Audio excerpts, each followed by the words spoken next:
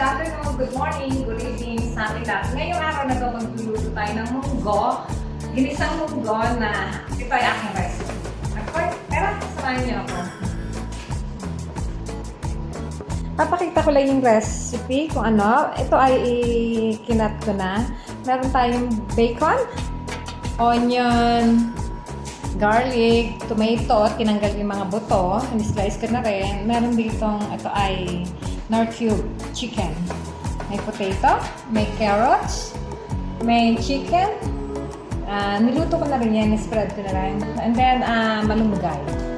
Okay? Magigisa tayo. Magigisa tayo ngayon ng mga sibuyas, kamatis, yan. Pero unahin ko ang bacon. Para hindi masunog yung mga.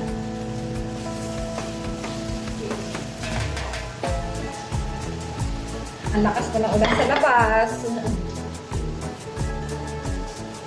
So, unahin ko muna ang bacon.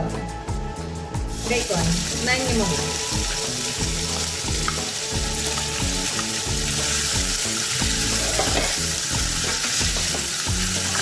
Bacon.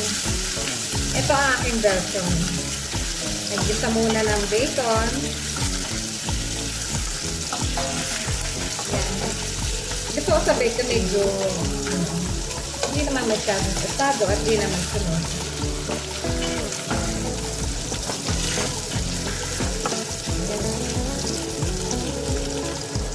Sunod natin ng manok.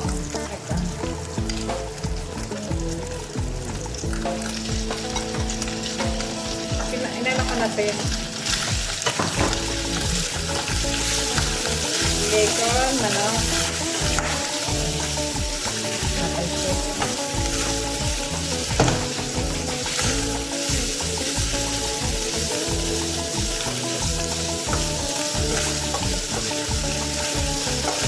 Habang tabi lang natin. Kasi ganito ako mag-gisa, inuuna ko muna yan. Tapos, habang inaano ko, hinihintay, lagay ko sa gitna, isa ko na mag-gisa na sibuyas. Sibuyas ang yun una. Para hindi na sumusunod ang garlic.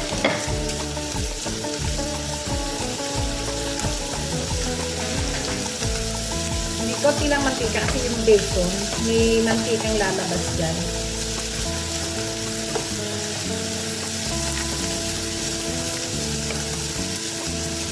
Tapos, sunod natin ang bawang.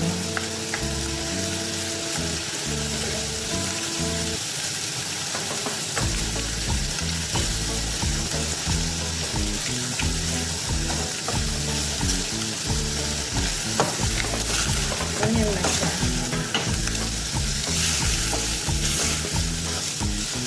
Tapos, yung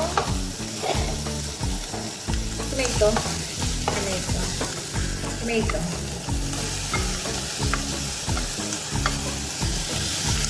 Ito lang.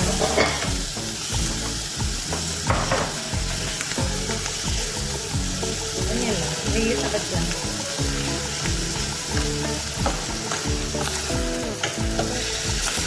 Kapag naglagay ako ng kamatis, tinatanggal ko na yung buto. Ayoko kasi may buto. Kamatis. Masama yan. Sana baka magpunta sa ano natin. Ito sa kidney yan. Ito ang itatahog natin sa munggo. Munggo natin. Yan, ganyan na. Ay, nalaglag tayo. Alinis na.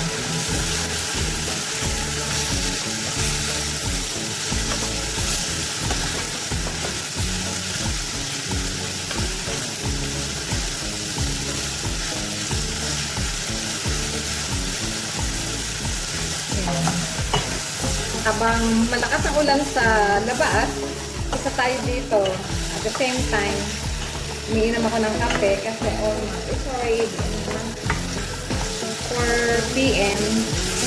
So, sa ano na namin, asawa ko ginagawa niya na soup to. Sa amin, ulam na to. Pero sa kanya, soup. Tapos, anahan niya to ng tinapay lang. Yun lang. Okay na tayo na yun. Okay. Ngayon, sunod na natin yung ano,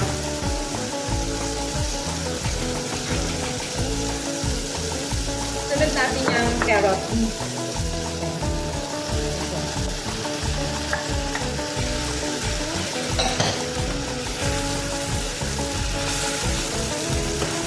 Ayan. Ginisang munggo na may carrot at patatas. Isa lang. Makulan ko lang.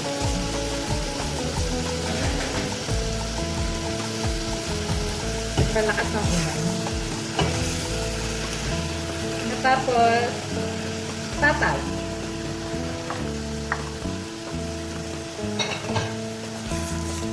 Ayan. Kung gusto nyo lagyan ng salt and pepper, pwede naman lagyan ng sabaw-sabaw na siya.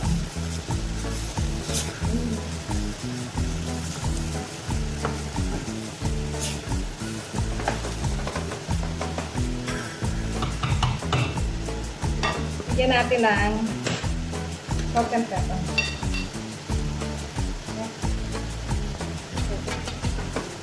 Pag nagluluto ako, tapos tumitikim yung pagkain. Pansyado ko na yan. Hindi ako mahilig magtikim. Bihira ako magtikim. Kasi hindi na ako nakakakain pag tumikim ako.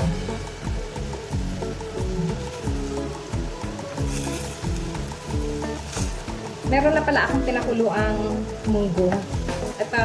Ito munggo to. Pinakuluang munggo. Ayan.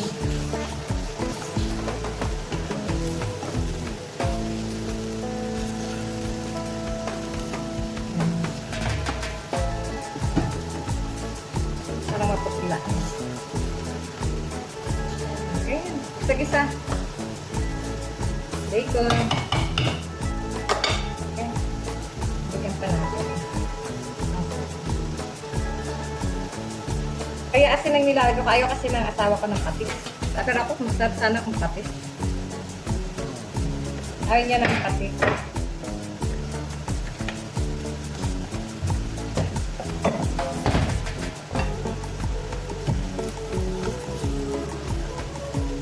Tapos,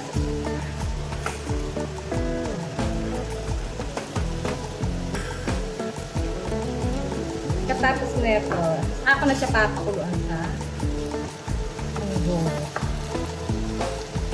Tawag doon na siya tuluyang maluto. Okay. Okay na yan.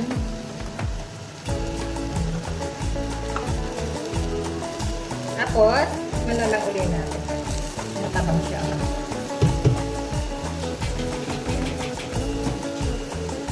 Lipat na natin.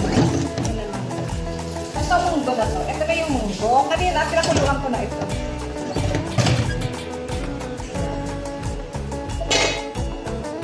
Ayan, ito na ah. Lentil soup. Kung baga sa kanila, lentil soup to. Ito, minsan ginagawa kong almusal tea. Ito lang. Wala pa tong timpla. Wala pa tong timpla lang yan. So, dati, pag gumagawa ako ng soup, kumukuha ko ng konti. Tapos lalagyan ko ito ng asukal. Kuluan lang natin. Kuluan tayo. Pag kumulo na yan, pwede na natin lagyan.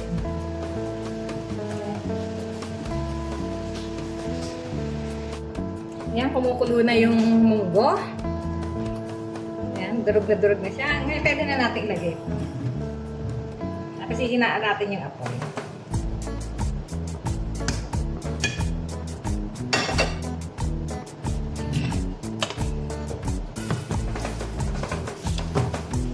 Daming gulay. Daming gulay.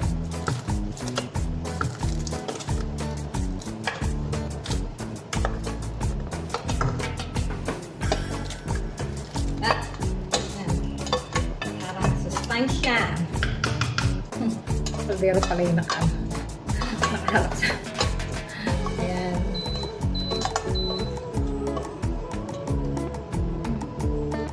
Ayan, mahirap ko kaldero. Ayan na siya. Ayan ah. Ayan siya. Sarap na yan. Ngayon, abang pinapakuluan, pag isang kulo pa, lagyan natin yung Nor Cube. May isa. May lalagyan ako isang.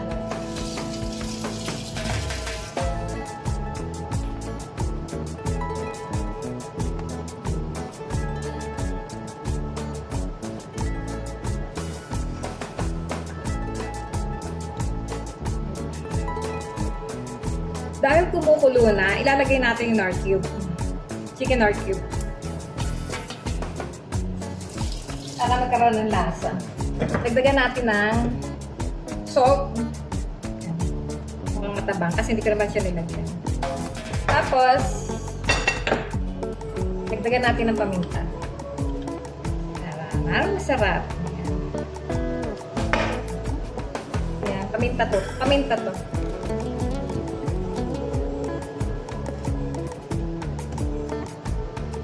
Sabi nila masarap daw to pag may kalapares na isda. May pinirito naman akong bangus.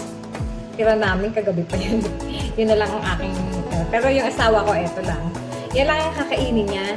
Tapos, tinapay. Tinapay na. Para sa kanya, soup to. Para sa amin, udam na. Ulam na. Tapos, pakuluan lang natin. Hinaan lang natin yung apoy. Tapos pagka, yung malunggay, huli na yun. Pag luto na, saka natin lalagay yung malunggay sa ibabaw. Ayan, kumukulo na. Pagkakulo na ito, ayan, luto na ito. Ayan, luto na siya. Pero, lagyan na natin yung mga malunggay. Ayan. Malunggay. Malunggay, diyan lang yan sa bakod namin. Aming malunggay. Sustansya. Luto na. Luto na yan. Ayan na yun. Luto na. Tayin na natin yung oven. Ayan. Natapos din ang pagluluto. Ayan. Kita nyo? Oh, yung version. Ito ang version ko ng ginisang malunggay. Hinatay ko na yung kasi para maluluto naman niya yan, leaves na yan. Okay. Okay, hanggang dito na lang tayo sa ating susunod na episode cooking. Kasi hindi tayo makalabas. Kaya dito lang muna tayo sa bahay. Okay, see you there. Bye!